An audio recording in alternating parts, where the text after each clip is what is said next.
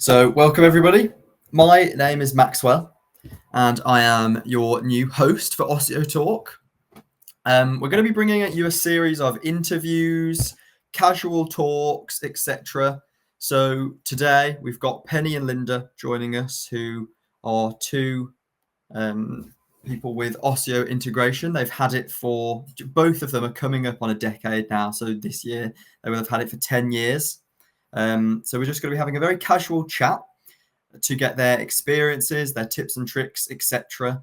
Kind of telling you how their journey has been, everything, absolutely everything. So the aim of this is genuinely just to educate anybody that wants to learn about osseointegration. So if you are, whether it's the first time you've heard about it, whether you've got it yourself and maybe you got it 1 or 2 years ago, and you just have any questions, you want to understand things, know some tips and tricks, put your questions in the comments down below, and we are going to be getting them all answered for you today.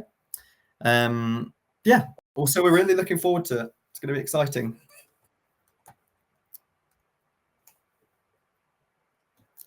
Lovely. Hello, ladies. Hello. There we go. I think we're both in okay. Oh, we're dressed in black. Oh, yeah. Wow, matching. Shall I change? You didn't get I missed the memo. No, that's right. Odd one out. Right, how are you feeling? Good. You guys excited? Yeah. Amazing. Well, it's 3 minutes before it officially starts, so I think we can have some casual chit chat for now, and then once it gets to the official start time, we'll make a proper start. I'll get you two to introduce yourself, just give a little brief introduction on who you are, how you came to have osseointegration, etc., and then we'll get straight into the questions and take it from there. Sounds good. So how's both of your days been today? Quiet, actually. You done much? You been out? The weather's horrible. No. Are we talking at the same time? Yeah, I know. We're just in sync.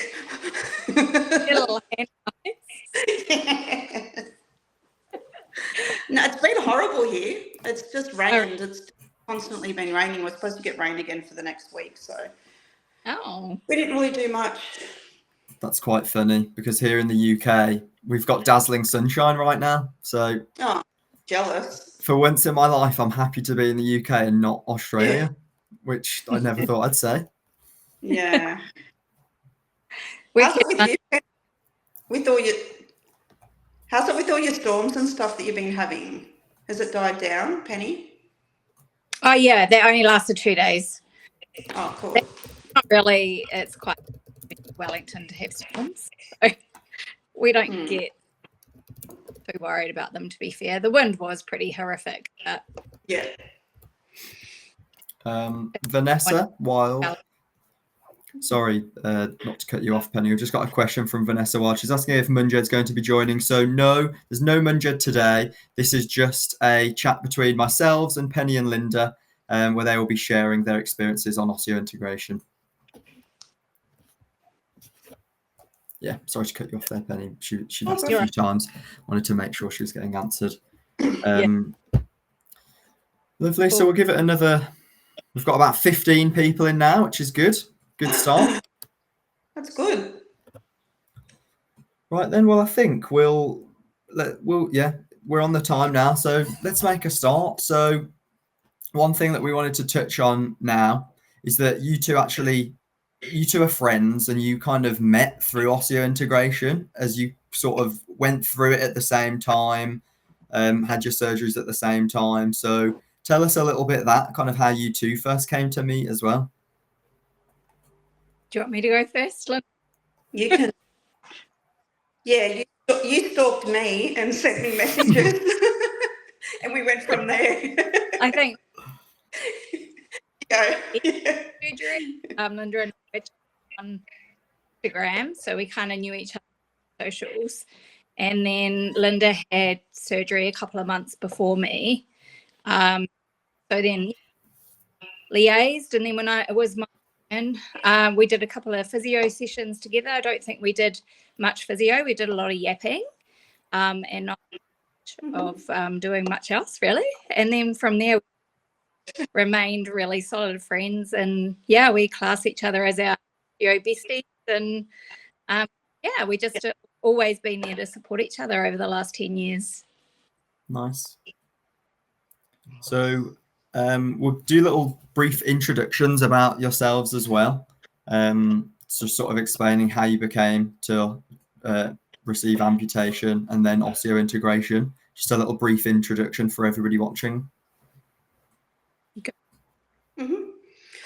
I'll start. I had an accident in February of 2014, which 2 days later resulted in the amputation of my right leg below the knee.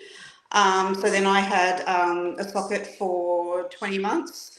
But in that meantime, I had discovered osseointegration, decided to look into it, and yeah, went down that path in the September of the following year, 2015. Nice. And how did you actually find out about osseointegration? I think it was online through socials. Like I was on Facebook in a couple of I think it was some pages. I'm not sure if it was some of the American pages of the amputee pages. I think it was just through there. I think somebody else had it, and I just commented on her post, and then I think from there I sort of discovered osseointegration, and then just looked into it through there and found Wunjit and went through it through there. So yeah. Amazing. Yeah. Okay. And Penny? I became a bilateral knee amputee in 2009, and that was through meningococcal septicemia. So skin is heavily scarred. I wore sockets for 5 years, but had continual skin breakdown and really ill-fitting sockets. It just really didn't work that well. Through frustration, I was searching for a fee, and I ended up sitting at a conference. Munjid was presenting conference, and so I went in and listened, and at that point I didn't realize that it was you could have it for below knee. It was only ever told in New Zealand that it was for above knee amputees. So I got talking to and Belinda at the conference, and then from there, I think on the Monday I went out to Norwest and had all the tests done, and then I continued to travel backwards and forwards to Australia for about a year, going to the different clinics to meet the results, and then a year later I had the surgery. Okay, amazing. And so if we kind of go back a bit to sort of the very beginning, if you could both talk a little bit about your lives. So after you'd been amputated, what was life like before osseointegration? What were your kind of experiences? How are you finding things at that point?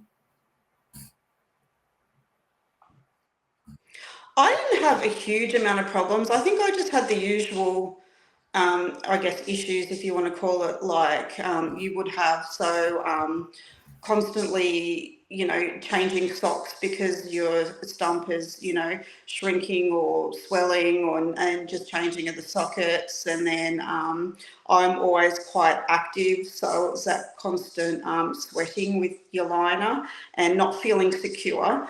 I don't think I like that feeling, because I used to, run a bit, do like high impact exercises, stuff like that. And I'm constantly always checking to see that, my leg's not slipping and the liner's not coming off and stuff like that. So I had more issues with those types of things.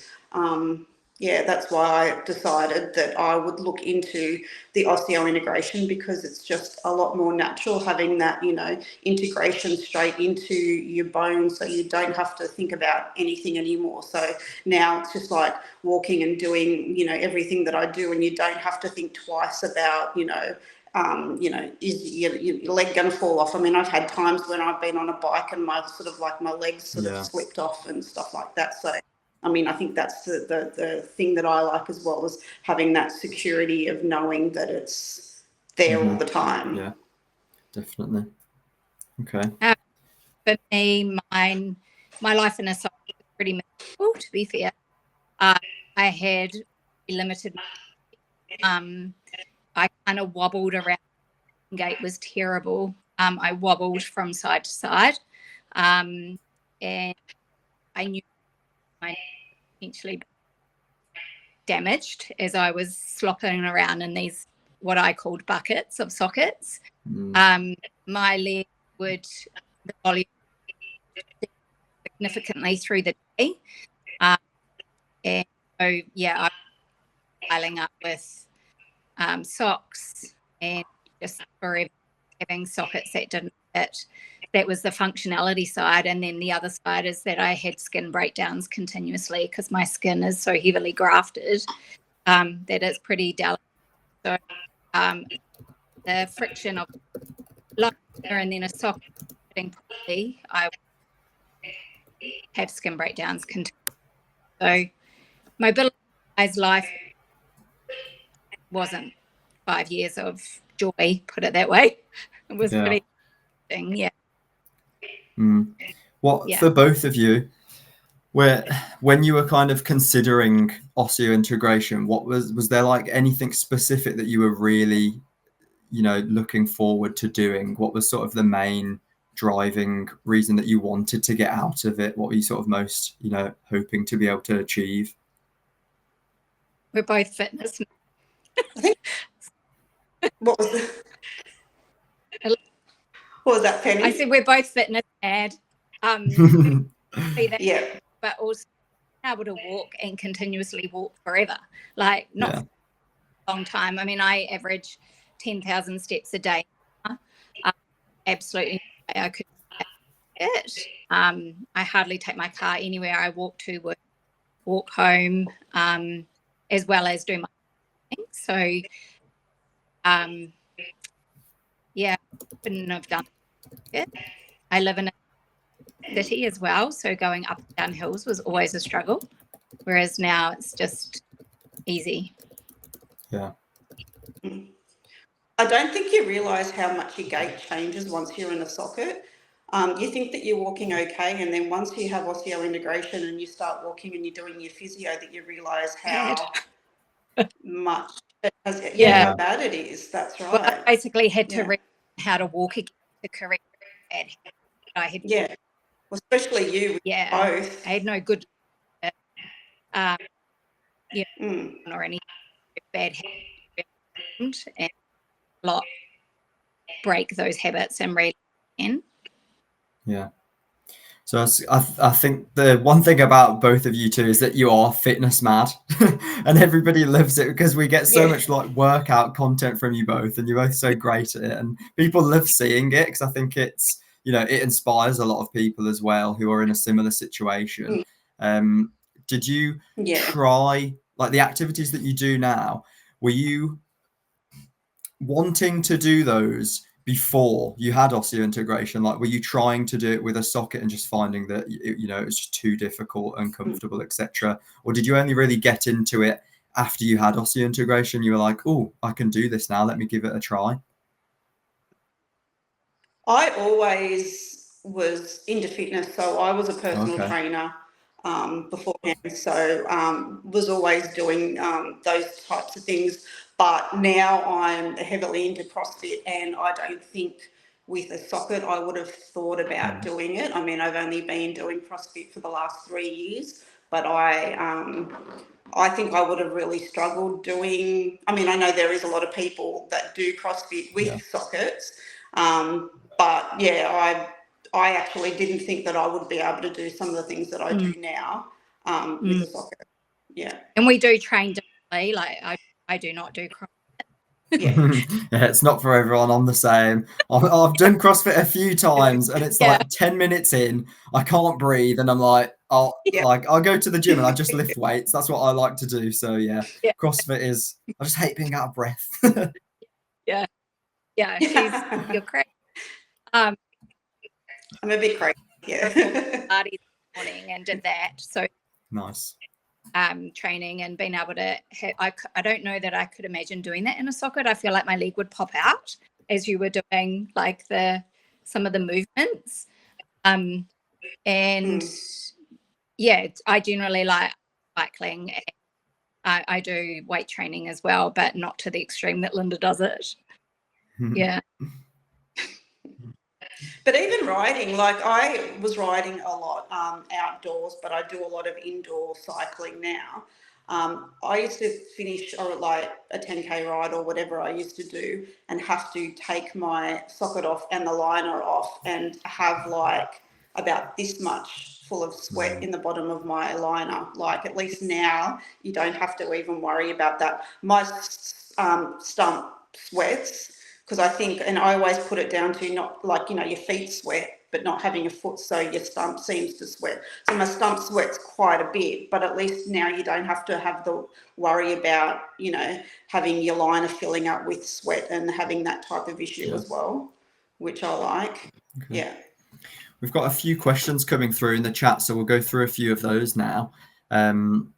So Gary Chapman, thank you for your comment. Gary said, I'm a below knee with Osseo and I never take my leg off, even to sleep. I seem alone with this. What's your experience? No, I don't sleep with it. No. I don't sleep with mine either. I keep mine on all day and the only time I take mine off is to go to bed. Same. I'm the same. Unless you're out and you too many wines and you can't take it off. That's my only time I've ever slept with it. Yeah. Yeah, I always take mine off. It's hard. You don't want to I don't want to kick Steve with it when I'm asleep. Like, they're not a soft thing. It's not like the same as your your actual leg. So yeah, no, I don't like. There are others that do sleep with them on. Like Gareth always has. So he's he's always, but personal preference. Yeah. Just you on that one then, Gary. We've got a question from Robin Collins. She's asked you, Penny, are you above or below? Bilateral below. There you go, Robin. Vanessa Wild has asked, question for both of you. Which hospitals did you have your surgery done at?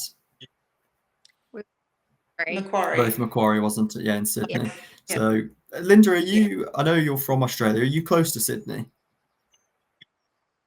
Like an hour and a half away. So it's Macquarie. Okay, so it's not too bad then. So north of Sydney. And then Penny, how long's the travel for you from New Zealand to Sydney? Just over 3.5 hours. It's not far.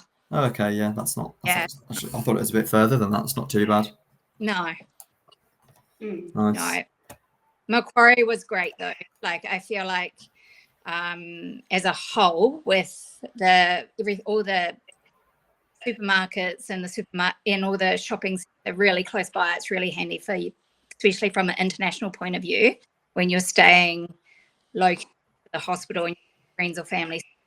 There is access to that stuff. Whereas Norwest was a little bit more isolated at the time that I had the surgery. Okay.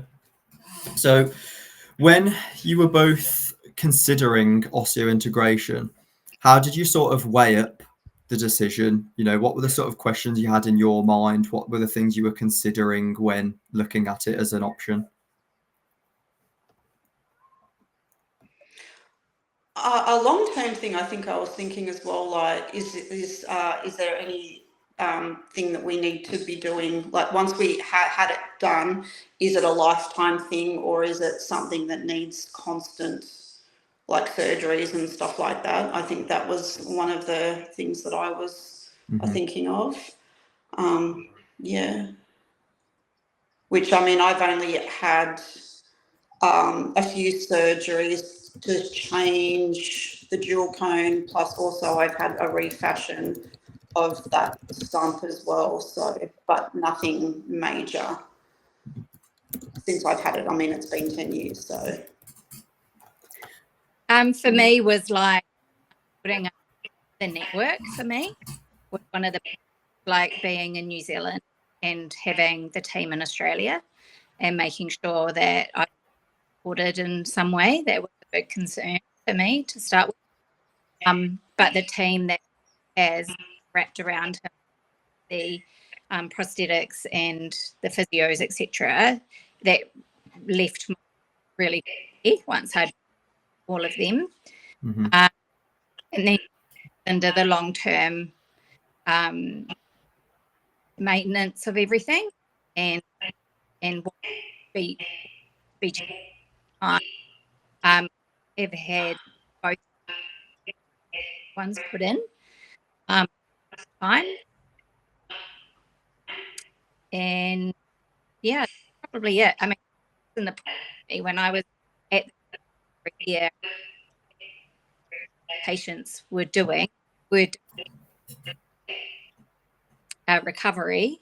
It gave me time frame also.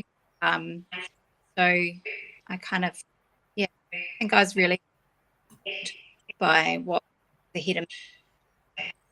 Yeah, I think that's very important. I think a lot of people considering it, the main thing they want to understand is just what does it look like after osseointegration? What does I mean, we have another patient, Stephanie. I was looking through one of her interviews that we did with her the other day, and she was kind of explaining how going into it, she had the mindset and understood that after osseointegration, it's kind of her responsibility to look after it, make sure she's, maintaining it well, doing the correct things like exchanging parts, etc., to make sure that she's on top of it and also not putting herself in any situations where she could harm herself with it.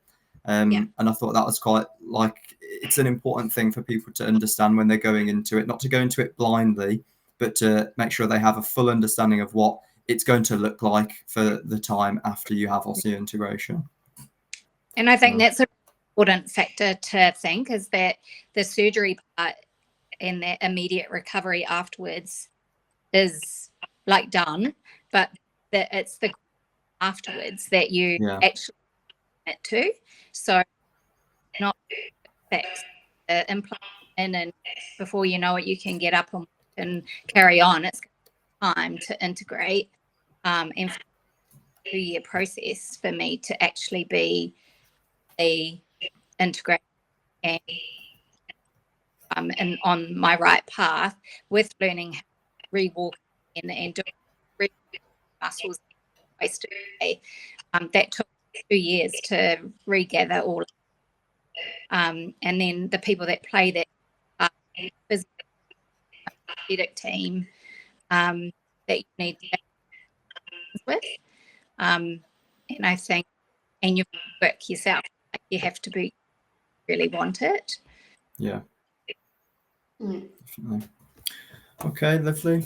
We've got a few more. We've got quite a lot of questions coming through in the chat, to be honest. So we'll start with, we've got some from Jade Harrington. So she has asked, what challenges, if any, have you faced with osseointegration?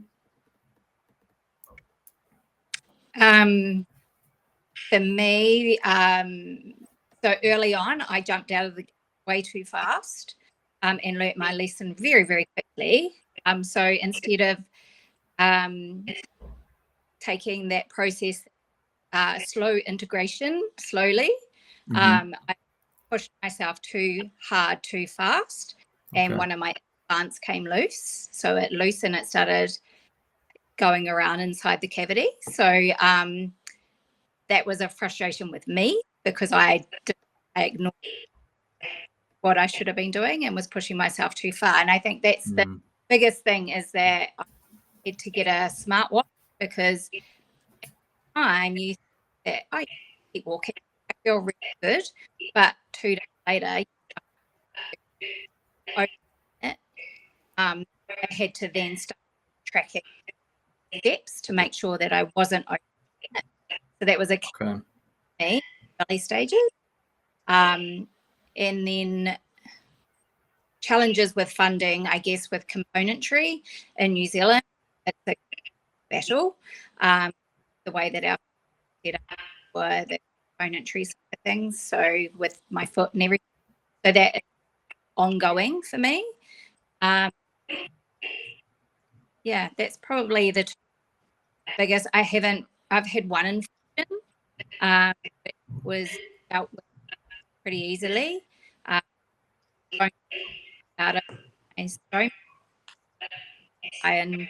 I charge irritation around, so I'm pretty lucky in that regard. And no either. Nice. Okay. Yeah, that's me. Linda. I've been pretty good, actually. I haven't had any issues or challenges. It's more like you sort of said, as actually listening to your body and knowing what you can and can't do to push yourself on what. I mean, I think I challenge myself a little bit more now, but it's been 10 years. So I am doing things that I probably wouldn't have done, 8 years ago. So I, was always listening to my body, knowing what I can do, didn't push myself. Like you said, with infections, I had one infection probably 2 years ago, and that was when I was in hospital having my refashion and they found an infection. But apart from that, I don't know if you could say lucky, but I've been pretty good with it all. But and I do have a pretty high protein, clean kind of, and we kind of always think that then is what comes.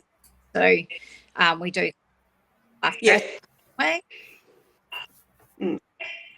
I think that helps too, definitely.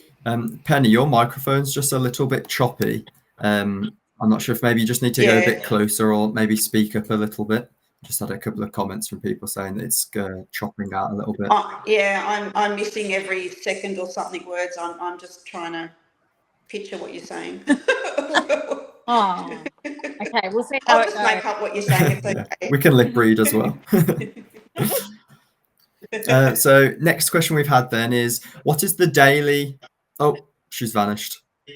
She's gone. Oh, and she's back. You said the wrong thing. I've offended her. She's back. Trying to reconnect. Okay. Let's try a sentence, Penny.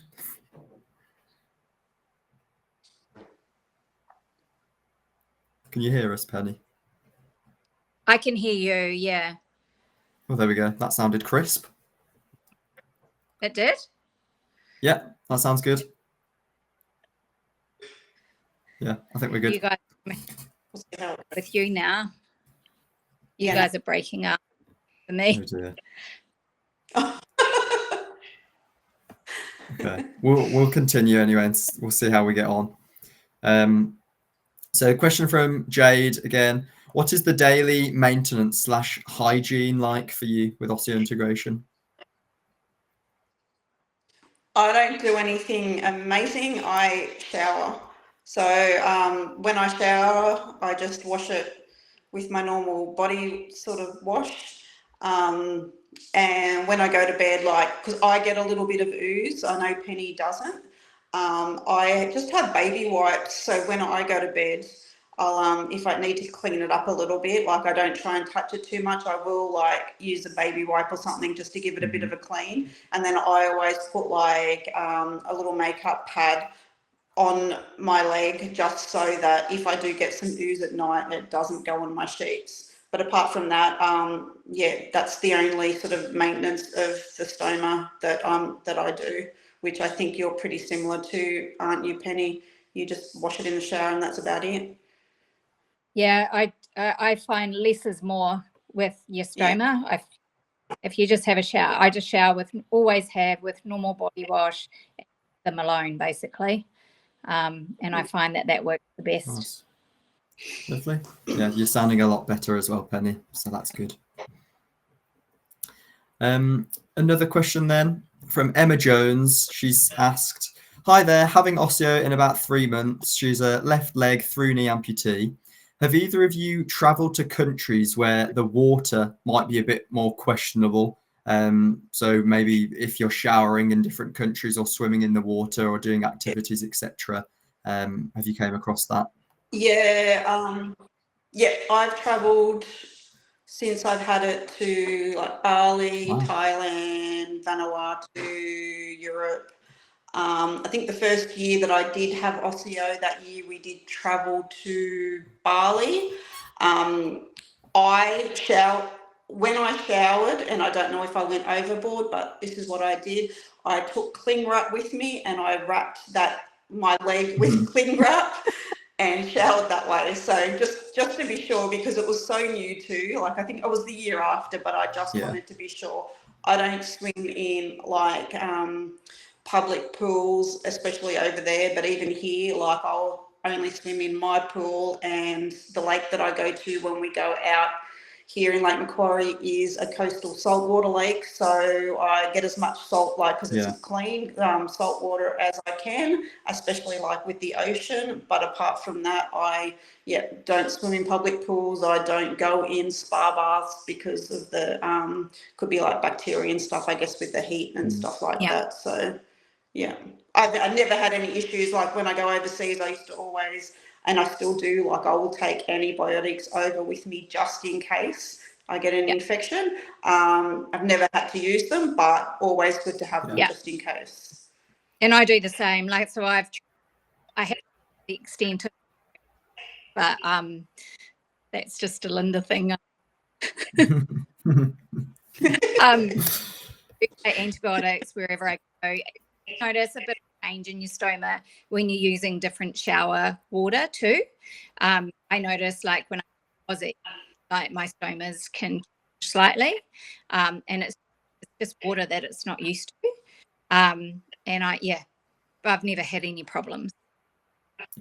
Okay. Yeah, because I know for you as well, Linda, you go paddle boarding. You do quite a lot in the water by you, don't you? Yeah. And salt water is always good for it. So like when I go out in the boat, I always make sure that, even if I'm not going for a swim, I put my legs in just so that it gets some salt water. Don't swim in Yeah. I learnt my lesson with that one.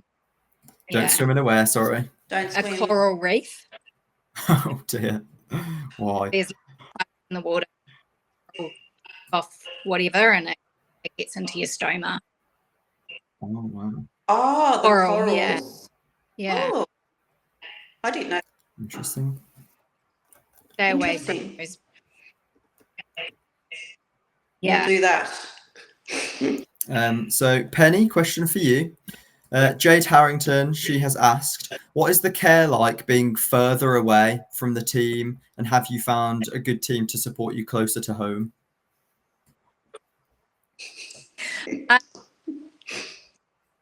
Am I cutting out stuff, or am I? You are a little bit sometimes. It's better than before, but okay. So my care is still under Munjit, so I see him yearly. I get raised down in New Zealand, and and he has a look to check. And I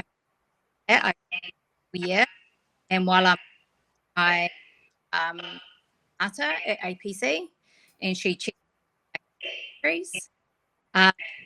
New Zealand sport average, the nicest way I can say it. But I'm working on it. I was one of the first to have it done, so it's new territory for them. So yeah, we're trying to make it moving forward. But I generally work with the Australian team. Yeah. Okay. And I suppose for you, Linda, because you're still in the area, do you go to Macquarie for your care still? Yeah, I still go and see Munjid once a year for my checkups as well. So nice. Yeah. Okay. Thank you for the questions, everyone, so far as well. We've got 40 viewers in currently across all the platforms, which is really good. We've got a lot of questions. Nice. So everybody that is watching, just to kind of remind you, ask all the questions that you have, because Penny and Linda have both had osseointegration for 10 years now. So, this is a great opportunity to ask any burning questions that you might have. So get them in while you can. Got another one then. Somebody's asked about hypergranulation, and if either of you have ever had experiences with that, what it was like for you. Yeah, I have at very early stage, and it was just silver nitrate sticks that got rid of it, monitored by my own doctor at home, and yeah, no problem with that. Only got it once. Nice. And did that the silver nitrate sticks? Did that clean it up relatively quickly? Yeah, it did. Yeah. Nice. Okay, that's good. And you, Linda? Sorry. No, I did. Munjid actually took it off surgically when I had a dual cone replaced once, and I had some other issues with my left leg that I had operated on at the same time. So he just sorted it out then. I think the key is not to leave it. It's starting to open, to get onto it as soon as you can. Yeah. Okay. Somebody else has asked, are you both patients of Munjed? And what was your kind of, did you consider other implants, other surgeons, and how did you end up deciding to go with Munjed? I went with Munjid because he's in Sydney, so he's like an hour and a half away. So, and there's nobody else here. So, and happy I did. He's been amazing. Like, I've never had any problems. If I've had any issues, just, you know, can call or send a message and he's onto it straight away. So yeah, it's, no problems at all. I didn't have any options in New Zealand, so Munjid was it for me. Yeah, Yeah. That's fair enough. And like Linda, I've had a great experience with him too. He continues to do the support the last 10 years. Okay. So we have another question. Somebody's asked, are you able to drive a car without modifications? Do you both drive? Yeah. Yeah.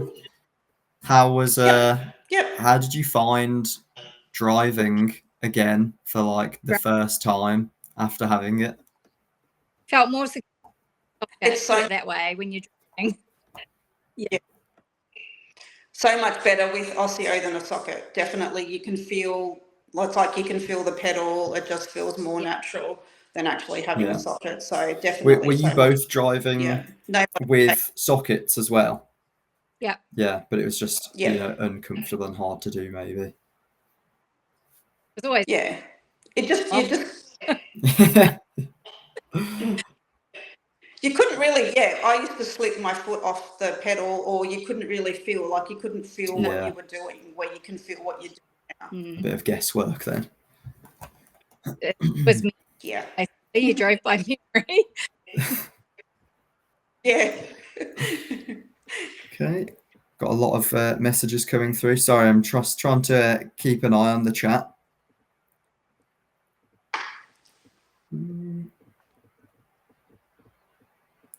So I'm just trying to pick out a good question for you.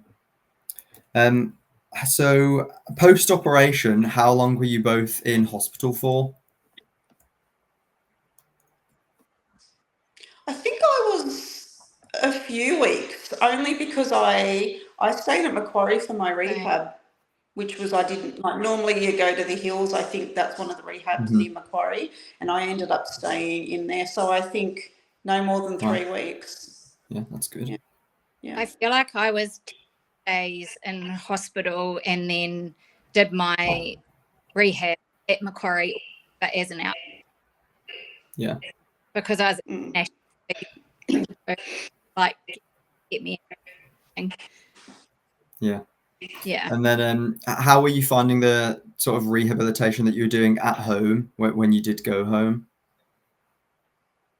It was good because I had constant contact with them, so I could send current walking style because it was all in my gait. So I was always with the team. It was had problems. I had a few trips to keep getting and picking up any, or I spent a lot in Sydney. Okay, nice. So we've had a comment from Bradley. Bradley Gillam has said, had my baloney osteo in November. I've only got a leg 4 weeks ago. So far, it's been a lot better than a socket prosthetic. I wish osseointegration was an option when I had my amputation. So not actually a question, but congrats, Bradley. Hope that's going smoothly for you. Hope you're having a good time, and we wish you the best throughout your journey. Jonathan Carr, he said, my chat's glitching right now, which is really useful. Okay. Emma Jones has asked, how did you feel when you looked at yourself in the mirror first time after osseointegration surgery? No. Yeah, how did that feel? Oh, no, I don't. I think at first, you sort of look and you do see that, your jaw cone, sticking out of your leg, knowing that it's going to be there forever. But compared to having a socket, like, yeah, honestly, it didn't bother me at all. It didn't bother me either. No covers or anything like that. I'm just all out, and it's fine. Like, as gives me my ability to live life. So it is what it is. Yeah. I assume, because I do agree with that. Feel like I would assume that, some people might feel concerned about like, oh, how am I going to feel with osseointegration? Like, am I going to feel different? Is there going to be a mindset shift that I have to make to kind of accept that I have it? But I suppose when you are faced with what it can provide you, it probably just trumps it completely. And, it is just only a positive for you. From 5 years in sockets that were put more holes in pants because of the way the sockets shaped. I was going through pants like no tomorrow, and they didn't really fit your pants either, because it was in the time where skinny leg jeans were in. You couldn't put a socket up, especially.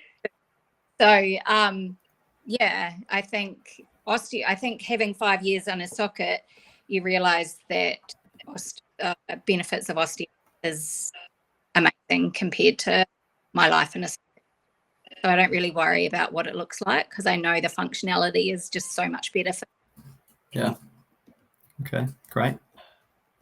You've got to really have a good think about it before you have it, if you're going to worry about what you look like as well. I think that's another thing. Just have a really good think about what you actually really want, if that look of it's going to affect you, or people looking at you a certain way is going to affect you as well. So that's a big mental thing. And people do stare, like there's no and we've about, especially when Linda and I are together and they just see our osteo legs coming down the street, that we get lots of staring, and you just learn to not worry about it. Like you completely, don't you? Kids are hilarious because they always call it no. Terminator. They're hilarious. Their parents are dying, but we just embrace them. It is what it is. Yeah. That's kids for you. Yeah. That's it. Innocent. So we've had another comment saying, I'm considering Osseo, and they want to know, what is it like having it as a woman, and can you wear heels? You have to get a specific foot to be able to wear heels. I think ever since having, even with the prosthetic, I think I just started getting used to just wearing flat shoes. So, and I was never a heels person anyway. I could never walk in them. So if you do want to wear heels, you do have to get, and I don't know what the foot's called, but you do have to get a specific foot so that you are able to wear heels. And I don't wear heels either, mainly because for me, I know that my shoes are going to stand all weather, all conditions, all kind of flooring, concrete, grass, whatever, and that fear of wearing a heel and slipping or whatever would just, I don't think that would be where I want to be. I'd rather be more solid on the ground than that. Yeah. Okay, great. again, everybody that's watching, thank you for the questions. There's a lot of good ones coming through. So again, just a reminder, ask every question that you can think of. The next one that we've had, Claire Marshall said, just to the both of you, thank you for sharing your experiences, Linda and Pen. You're both absolutely amazing. Thank So you two can enjoy that for a moment. Have your flowers. Yeah. Gary Chapman said, on the driving matter, I have a truck license, post-amputation, drive a manual car and ride a motorbike, all with no mods. So I think that was to the question earlier that I think Jurek had asked about driving with mods. So essentially, no, you don't need any modifications. One question has asked, with Munjed's team, because you both went to his clinic, what was the experience like with him and his team? Everyone was really good. I don't think I've had any problems with anyone in the team. Same with you, Penny. Years ago, there's a lot of people are now, like that's not the same team now as it was back then. So I never had any issues either. They were all very accommodating and ready, available to answer questions, help you out. So even from an international patient point of view, it was good. Okay, amazing. What was the pain management like after surgery for you both?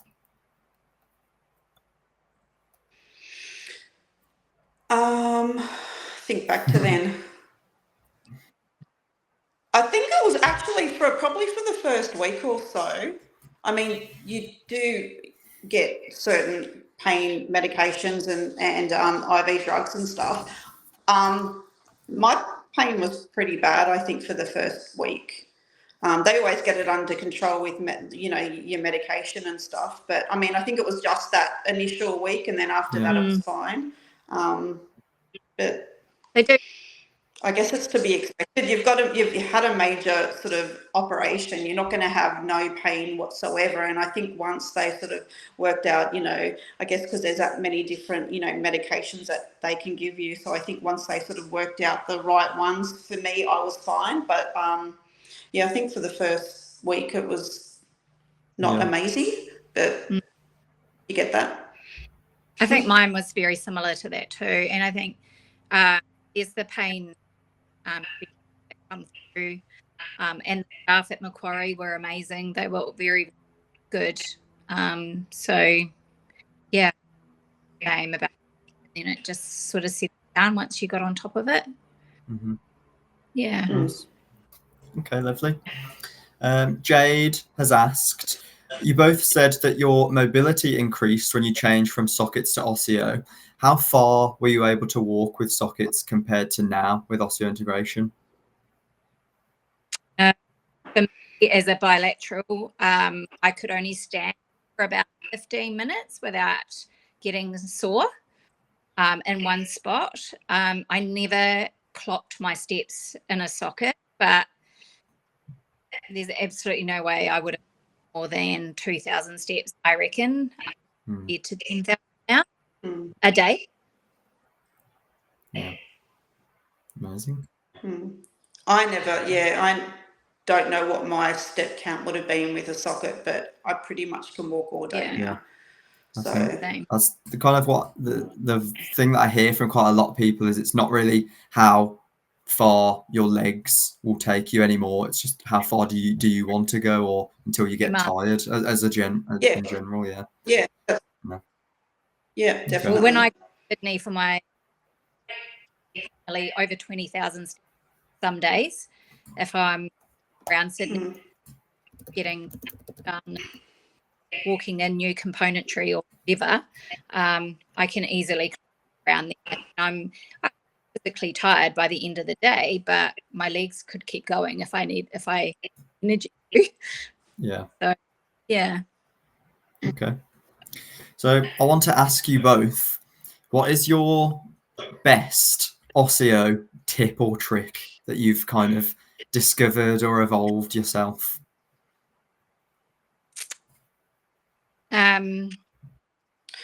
What's What's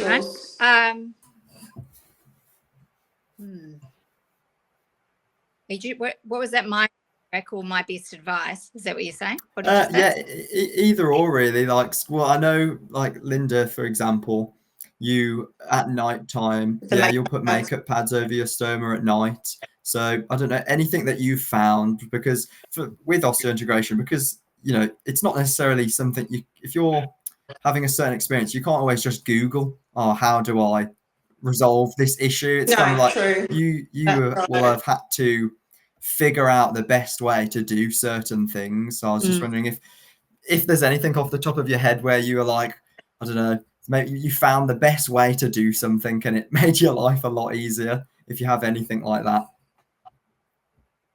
I can't think of any apart from my one that you said. Yeah, sorry, I've stolen it.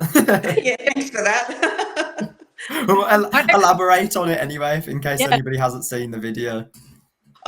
I just get a makeup pads that you just buy from the chemist or whatever, and then I will just cut a slit in it and like a V, and then I just put it around like the dual cone, and then just tape it up where the stoma is, so that just in case, like if my leg oozes or whatever at night, at least it's not going to get on my sheets. So I mean, I do get a little bit of ooze if I'm wearing tight pants or pants all day. Sometimes I will put one on as well, so it doesn't go on my pants. So unfortunately I do get that little bit of ooze. If I've got like loose pants on or shorts or whatever, like I don't put anything on. Like if it oozes, it's fine, it's not going to go on anything, and I think it's better to have that fresh air on your leg anyway, rather than having it like constantly like covered up all the time. But so like I said, the majority is like at night, every night, but that's probably about it. So yeah. It's handy and it's cheap. I don't oozing that. I don't really have to maintain my stomas or maintain themselves. But my biggest learning is that from the time you get the surgery to when you start progressing till you're fully integrated is not a rush. Like, to take your time to integrate.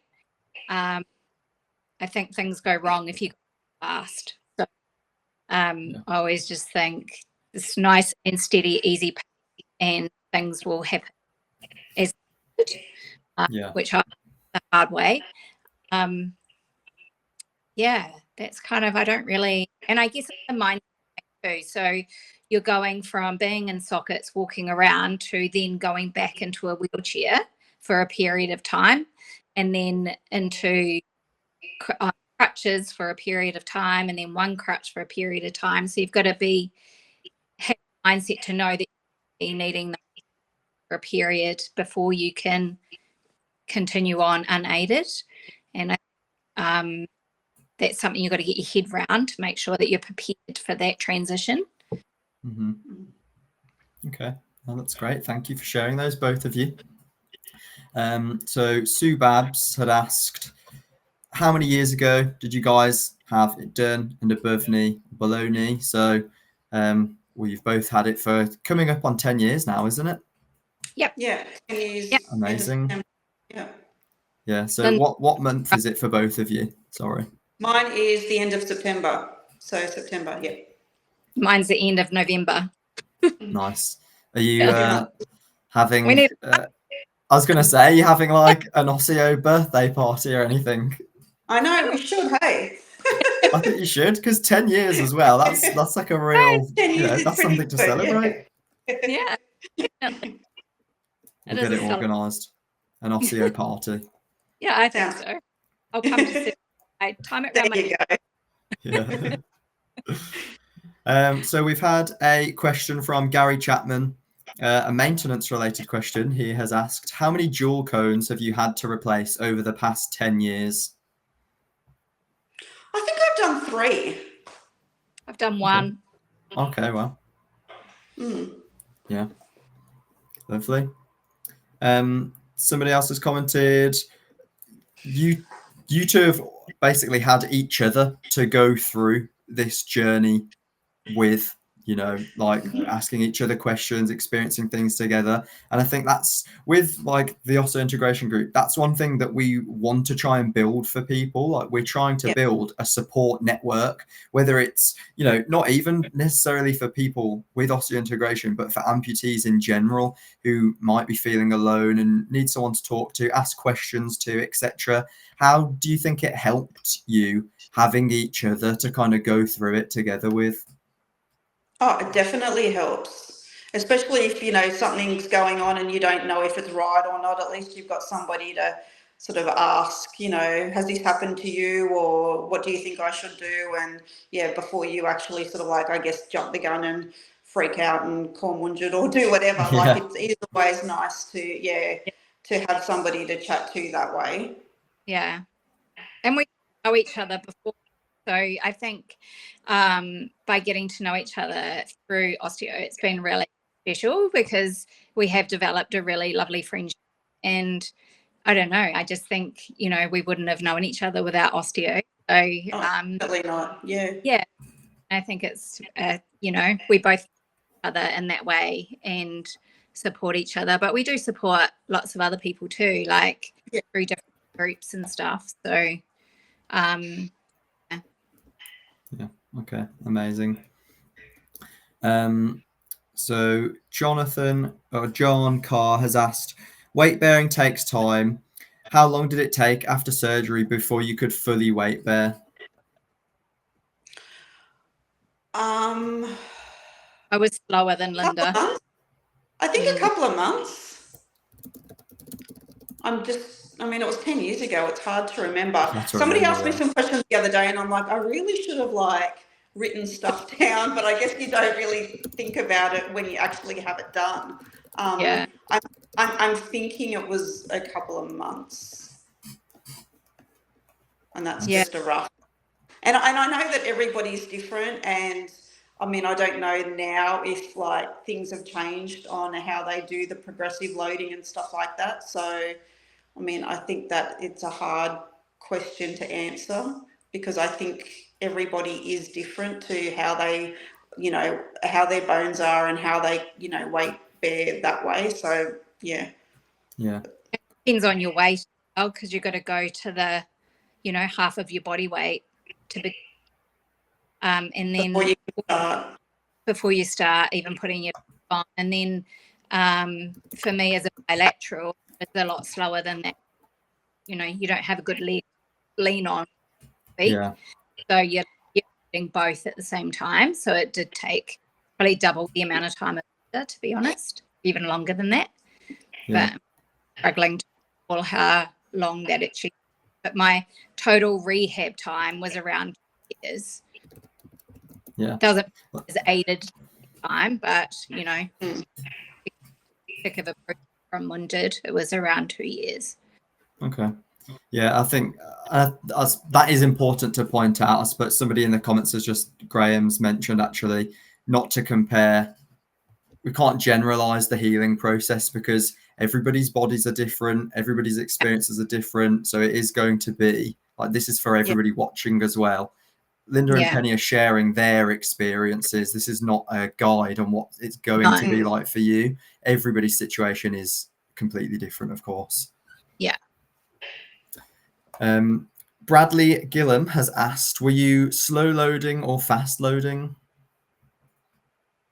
Slow. Yeah, slow. Yeah, both slow.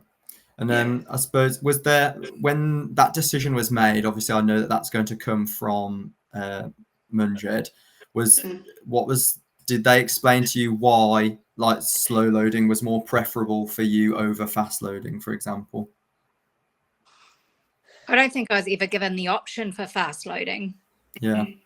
I was always slow. I don't know whether that's because I'm bilateral. I don't know, but I was given the plan and I knew the plan from the get-go. And so I just did what I was, kind of what I was told at the start, and then I got told off, you know, because I didn't. You got too excited. So I really learned my lesson, and I did go very slow. So I guess I might have been cautious than needed. But I think slow and steady wins the race, to be honest. Mm-hmm. Okay. So you've got to allow the time for the bone and the implant to integrate, and yeah.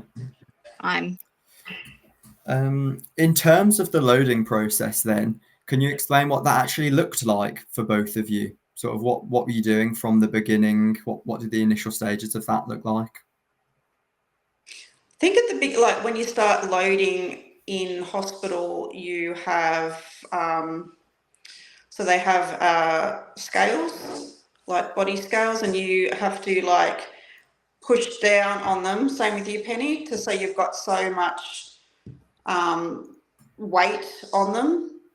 I don't know how to explain it the right way. So just say it's like, you know, you've got to push down to so many kilos, and then just hold that for a while. And then you progressively load up. So you're putting more pressure and more pressure on it over a period at time, until then you can put your prosthetic on and then start slowly loading that way. So it starts then with, you know, your 2 crutches, but then you can't put full weight on it. And then you do that for so long before, I think I still went home with 2 crutches.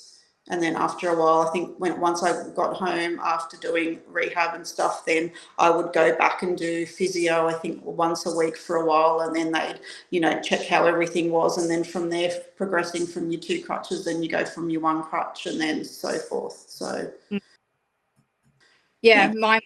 I had, so I was in a harness hospital because obviously bilateral. So I was doing it through that. So I progressed past that while I was in hospital, doing it through the scale. And then I actually went home here as well, because my muscles and everything were so weak from wastage in a socket. Mm-hmm. There was a lot that I needed to do on the rehab side, so that probably slowed things down a little. And then slowly from home, I did until I was my body weight and holding it for a time, can't remember what. And then 2 crutches with only like 20% going through your legs, and the rest crutch. Picked up on with at Mundred, I could progress on, and I never moved on until he told me I could, basically. Yeah. Okay. Yeah. So for both of you then, how did having osseointegration change your life? What sort of things did it mean that you got to do again, whether it was with your family, work, etc.? Yeah, how did things change for you?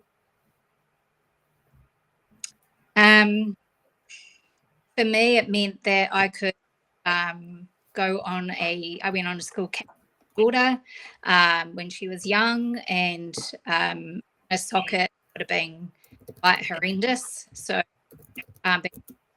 do an outdoors camp was really good. That was one of the highlights. And then just being able to walk, exercise, work full time. Just I live life to the full. I don't actually think I live any differently to any of my friends. Yeah. So whereas he lives in a socket. Mm-hmm. Yeah. Amazing. I just think it's not having to think about what you're doing. Yeah. Like when you've got a socket on, you're always thinking, where am I stepping? What am I doing? Am I going to trip on that? Is there a hole there? Is that like with the Osseo? You don't really think that you're any different. Like you just feel like, you know, it feels like a part of your leg. You don't feel like you're any different to what you were before. So I think that sort of helped a lot, not having to sort of worry about what you were doing all the time. Yeah. It was interesting. We had a fire escape at work, and I'm on the 7th floor in our work building, and we had a fire alarm. We all had to go down the stairwell, and I just mingled in with everybody else and went down the stairwells. Admittedly, I was by the rail because I just, for my own peace of mind. And when I got to the bottom and outside, my work colleague, oh my God, we didn't think about you. We just went. Yeah. And that's how we see you and we don't, if you've got a disability, or need any extra assistance because I'm so capable. I think that was why, now they've kind of to me now because their own feeling of good. I'm okay. So that's quite interesting. Yeah. Wow. So guys, just to remind everyone who is watching right now, ask as many questions as you can because we've got 10 years worth of osseointegration experience in here right now. So this is a great chance. James Benson has asked, I'm considering osseointegration, but I'm thinking about infection.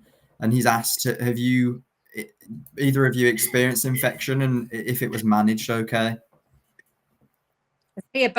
I've only had one infection in the 10 years. That was 2 years ago. So I went into Macquarie. I had a refashion of my stump and the change of the dual cone, and they discovered an infection then. It was managed by IV antibiotics. Then when I went home, I think I was on oral antibiotics for a couple of months after that, and then that was it. So in the whole of my 10 years, I've only had one infection. Nice. Yeah. I'm going to have to move, sorry, because my phone's going to die, so I need to go somewhere. I've had one major minor infection, one with antibiotics. Yeah, nothing was off-putting or anything like that. Is he above knee? Okay. Okay.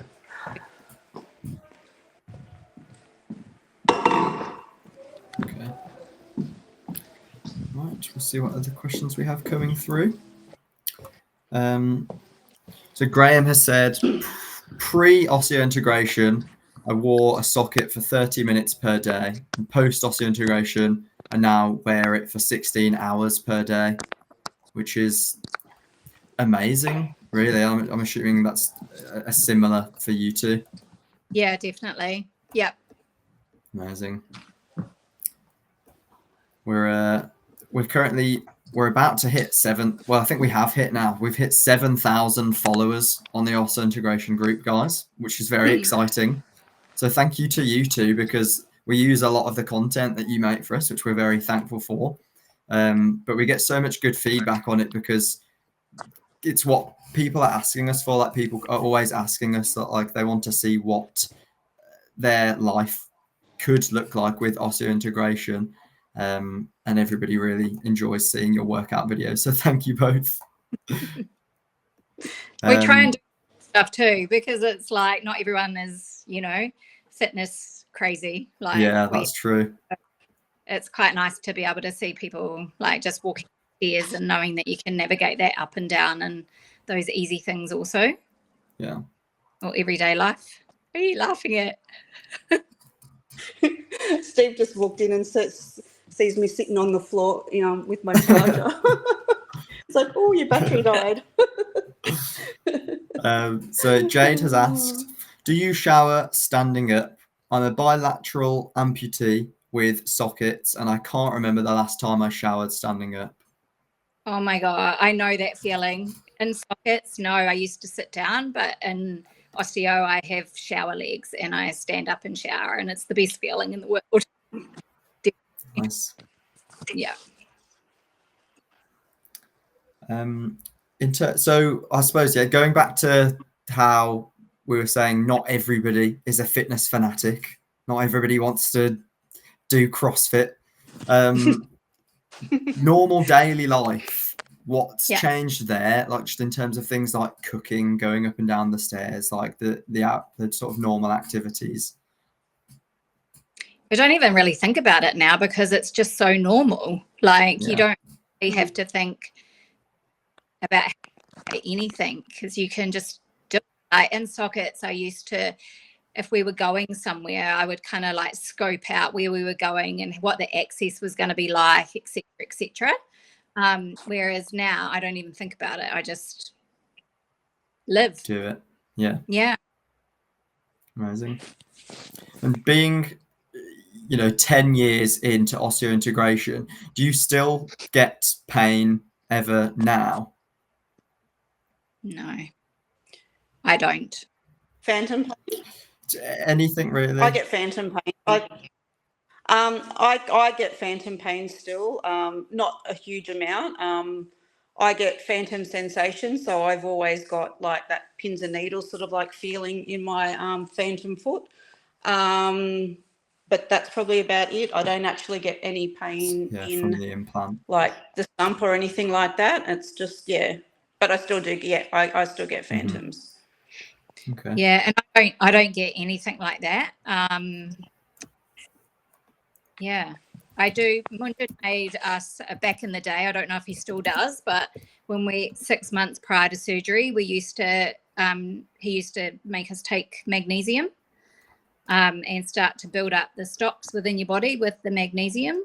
And I've just never ever stopped that. So I've continued that on. I have like 1,000 milligrams a day at night. So I don't know whether that is built up in my system that I don't get anything, but I'm pretty religious with taking it. So I've taken that for like 11 years now. So leading up to surgery and then upwards.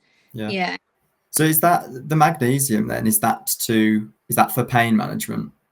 It's like a muscle. It like helps with your muscles and helps you relax. And, so if you've done exercise or you've just walked further than you would and your muscles are cramping, it just helps with all of that. Yeah. Takes away the soreness. And I think it's one vitamin that the body doesn't actually produce anymore. So there was some theory behind that as well as to why we need it. Everyone needs it. But the dosage I take is quite high, like it's 1,000. One of the nurses at Macquarie said that if I had done extra and I was like feeling it, that I could have a maximum of 2,000 a day milligrams. And so, but I hardly ever have to do that. Yeah. Okay. When you were sort of considering osseointegration as an option, what were your family's thoughts? Were they supportive? Did they have concerns, etc.? Because it's a life-changing decision to make. So of course you have to kind of consult with your families on things like that. Yeah. Mine supported me whatever I was going to decide. Like I obviously showed them all everything that was leading up to it, and I had a whole year leading up to the actual surgery that I had done. And was visiting Australia and gathering information and everything. And I guess now when they look at me now, they're like, that's the best thing you've ever done. Like it's just they can see the quality of life that I have compared to what I had in 5 years and so they support me 100%. But at the time, I guess it was a foreign thing because it wasn't in New Zealand for below knee. So, it was kind of, they were just believing what I was saying. Yeah. But I was confident. No, mine were, mine were really supportive. Steve was always coming to the appointments with me anyway, so at least he could hear, what it was all about. So and same thing too, like whatever I decided, they were happy with what I chose to do, so, which was good. Okay. In terms of prosthetist visits, how often do you go now as an osseointegration user? I only go when I need to get a change of, like if I need to change my foot or something like that. But I think you should go like once a year just to get all the componentries checked and cleaned and whatever. They can sort of check to see that everything's fine. I did go through a stage where I wasn't needing to, and they called me up to sort of say, is everything okay? I think you need to come in and see just for a checkup. And that's because I hadn't been for so long, which was really good. So I go to APC at Central Coast. They're really, really good. So, but I think you should, at least once a year to have your componentries checked. You wouldn't, what about you, Penny? I go once a year. So when I go to see Marta at APC, and pulls everything apart and checks that there's no looks fine. And I just think that maintenance is really important, because if you get them checked once a year at least, you know, there could be something that on the floor and do you some damage with the implant as well. So I think it's really important to get it checked once a year at least. Yeah. How often were you going before when you had a socket? All the time. I was getting sockets made all the time. Yeah. Yeah. Is that similar for you, Linda? I only had a socket for 20 months, but I think I had my socket changed a few times in that 20 months time when I had my when I had the socket. So enough in that short amount of time. So it's a significant reduction then from osseointegration. Definitely. Oh yeah. Yeah. Oh, amazing. We've got a question asking, what can you give a timeline of when you were able to do certain things? So maybe like your first steps after osseointegration, you know, your first like long distance walk or something like that. What were the sort of timelines of these things? Yeah, I mean, you don't have to give we don't need a date and time, but just kind of, because I think that's what a lot of we get asked a lot is people trying to understand, you know, how soon after I get osseointegration is my life going to go from A to Z. And so I think anything that you can say that kind of helps people understand how quick they might be able to achieve, or not how quick they might be able to, but how quick you were able to achieve certain goals.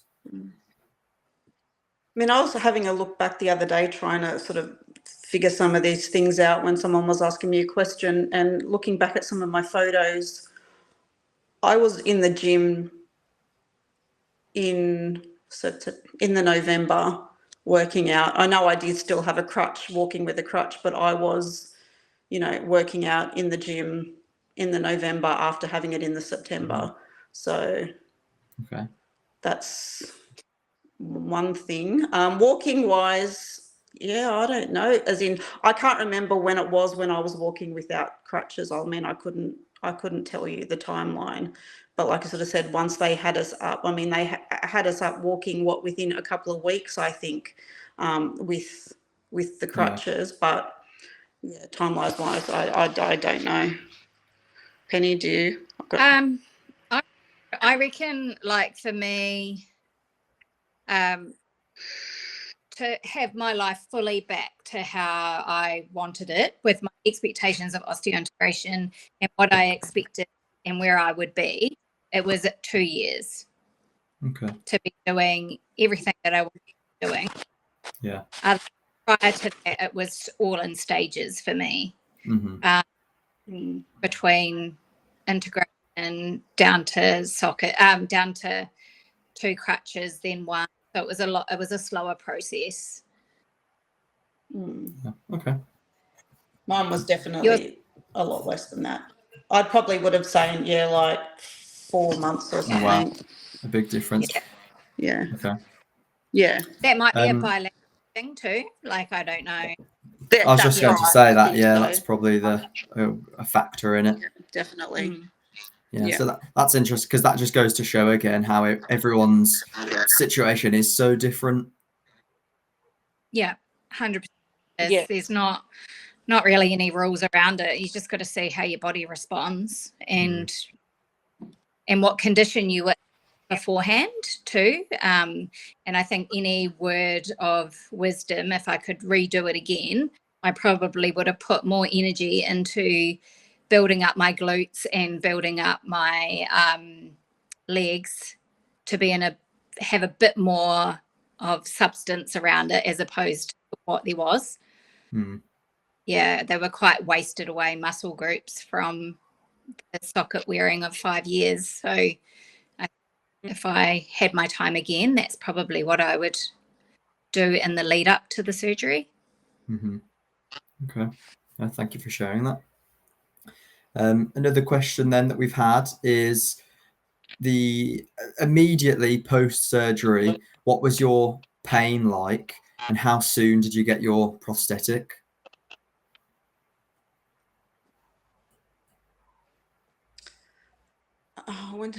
probably would have had my prosthetic in there probably 3 weeks. I think I had my prosthetic.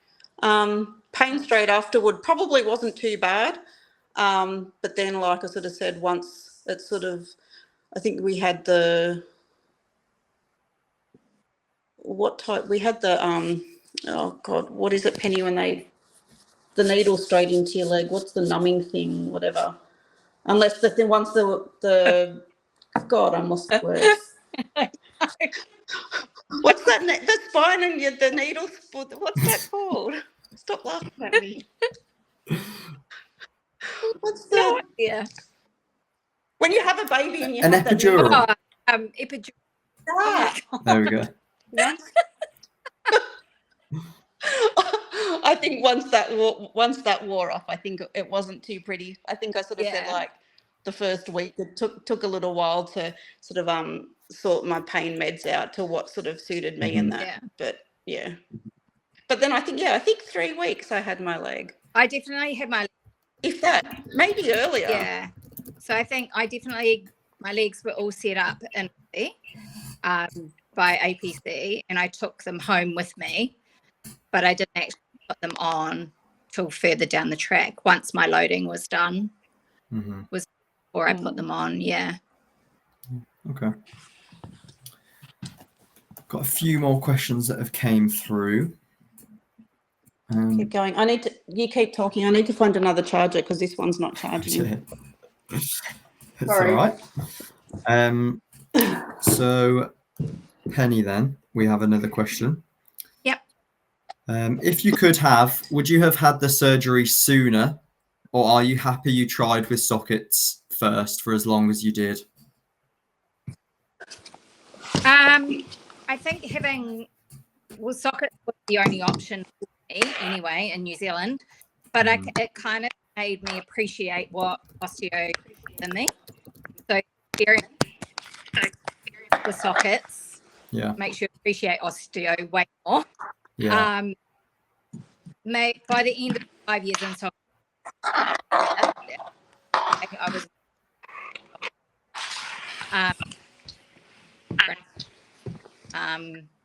so I don't know that I could have gone much longer than the 5 years that I did, to be fair. But yeah, I think emotionally and financially and all that kind of things that you have to consider also for me. Yeah. Yeah. Okay.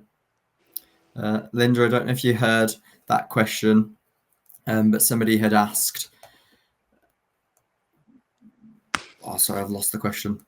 They had asked with the timeline that you went to from having sockets to osseointegration. Are you glad you experienced sockets for as long as you did? Do you wish you went for osseo sooner, etc.? Or are you happy with the timeline? No, I think I'm happy with the timeline. I think like Penny was saying, which I heard, that it makes you sort of appreciate a little bit better with the osseointegration, having the socket first. So no, I'm happy that I went through to actually experience what it was like in a socket rather than jumping straight into osseo. Okay, lovely. Jade has asked, what were your hesitations going into the surgery, and how do you feel about, like, looking back at those hesitations? How do you feel about them now? I honestly didn't have any hesitations. I knew exactly that it was the right option for me. I'd done a lot of research. I'd seen Munjid's other patients, and he'd set me up with other people. We'd done lots of chatting. So I was really confident that it was the right decision. I was having really bad experience with sockets, so I knew that it couldn't get any worse than that. And I had a realistic time frame of what my recovery was going to be. So I went in really prepared. Yeah. And yeah, I honestly didn't have any hesitations. Like, I have friends say to me, did you question that you were doing the right thing? And I never questioned that with me. I knew that I was doing what was right for me at the time. So yeah. Nice. Yeah, same. I didn't have any hesitations either. And I think if you did, then you really need to sort of stop and think that if that's what you really want, because it's, you know, it is a major surgery. I think that's probably a one thing sort of that you sort of worry about, that you're putting yourself through a major surgery. But I had no hesitations in having the osseointegration. Okay. Sai Musunaru has asked, I'm doing a school project on osseointegration in comparison to the socket prosthesis. What would you say are the main differences? Oh, well, of course, it's not actually having something attached to your leg. With osseointegration, because it's directly integrated into your bone, it's more natural. So your gait is a lot more natural than it would be with a socket. I think that's one of the things. You don't have to worry about, you know, as a socket we were saying before, as in having to get your socket changed every so often. You don't have to worry about any type of changes within your stump. Because, you know, you don't have that bucket on your leg, changing the socks, you know, that type of stuff. Penny? Yeah, all of that. And just the mobility wise for me is the biggest change. We're so much more mobile with osteo than in sockets. And I'm able to live life fully, as opposed to was the biggest game changer for me. Yeah. Amazing. Okay. Let me just refresh my questions chat and see what else we have.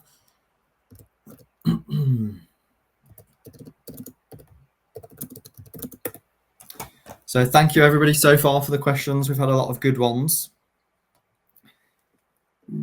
See if we've got any good ones that I've missed.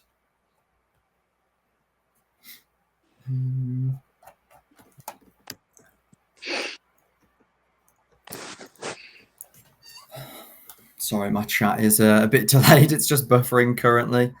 I suppose, is there anything from you two that you'd like to share with anybody who's considering osseointegration or has just had osseointegration? Sort of any advice that you'd give them? I know you mentioned earlier, Penny, about just taking it slow and kind of going at their own pace. Maybe anything, any words of wisdom you might have for somebody? I think a lot of it, if you're thinking about it, is making sure that it's something that you really want to do, and that you've got the mind to know that you're going back to the start again and you're rebuilding from there. And you need patience, which is never my strong point, but I've had to learn how to do patience, because the reward at the end is really good. And I guess for me, 2 years of rehab over 10 years, 2 years is not a long time. When you think of it as my lifetime, 2 years was not long to commit to. But yeah, just make sure that you've got all your support around you, and that you've got all your prosthetic team and your continued need in place to be able to support you through. And just make sure too that you are, like, once you get it done, it's not like it's done, you don't have to worry about it anymore. It's not like it's not like a socket that you need to be going and getting your sockets changed every so often, depending on what you're seeing. But you still need to make sure that you do have your yearly visits with Munjid, because you get your X-rays done and they check how everything's going. You don't want to just get it and then forget about it and just think everything's like back to normal again, because I mean everything is back to normal as better than it was before, but you've still got to make sure that you are doing the right thing and looking after and getting all your regular checks and stuff. And it's really good getting those X-rays every year too. You can see how much bone growth you've had in that time. First start, my X-rays, the bone around the implant was paper thin, and now it's insane how much bone growth I've got growing around. And that's purely because you're loading it all the time. So the bone's going to grow. And it's really interesting seeing how far that developed in the last And yours is the same, eh, Linda? How much it's grown? Well, like I said, I only had, it was like 20 months in a socket. And when we got the x-rays before I had the osseointegration, just to sort of see how your bone density was. It's amazing how much bone density in that short amount of time that you actually lose, because you haven't that, impact through the bone. So yeah, it's crazy. Yeah. Okay. Lovely. Well, I think we're getting towards the end now. We've got a few final questions before we wrap up, and I will give you both your evening back. So I'd just like to remind everyone again, thank you so much for joining in and asking your questions to hear Linda and Penny's experience. We just have to put a bit of a thing in to say, like, anybody that is looking for exact medical advice, of course, please understand this is Linda's and Penny's experiences, and for official medical advice, you have to speak to a doctor or surgeon, just to let everybody know. So we've had a question saying, somebody had asked, do you still have any pain with the osseointegration, or was it only at the start? We have covered that one, but I'll just let you both answer quickly again. No pain. Yeah, no pain. Jurek has asked, do you have any odour with it? As he's heard some people might have mentioned that they might have. No. I think if you do have a bit of an odour, maybe get it looked into, because it could be an infection. So no, I don't have any odour at all. No, neither. That's normally a sign of infection. Yeah. Sue Babs asked, what sort of diet would you advise? We're saying, Penny, high protein? High protein, clean diet, like good food. Yeah, healthy. Yeah, clean foods, whole foods, drink plenty of water. Yeah. Okay. Just stay away from I mean, I was never a big fast food eater and fatty food eater anyway. Yeah. So just that healthy lifestyle. Okay. Fantastic then. Well, that is a wrap on the first Osseo Talk. So thank you so much, Penny and Linda, for coming on and sharing your experiences. We really appreciate it. I think I speak for everybody that's watched and has had their answers questioned. Thank you so much for sharing, because I think everybody really appreciates it. For everybody that is watching, again, thank you for tuning in. Thank you for your questions. We're going to be doing more Osseo Talk. So if you didn't get any questions answered, do not worry, because we'll be doing more in the future with more patients. We'll be bringing surgeons on, etc. So, you can message us with your questions in your meantime, and we will be able to get questions answered for you. But again, thank you everybody for taking part. I hope you all enjoyed. Hope you found some value in it. And yeah, I'll give everybody their evenings back now. Enjoy the rest of your day. Thank you. Thank you. Lovely. Thanks, guys. Bye. Take care. Bye. For more information, send us a message or email to inquiry@osseointegration.org.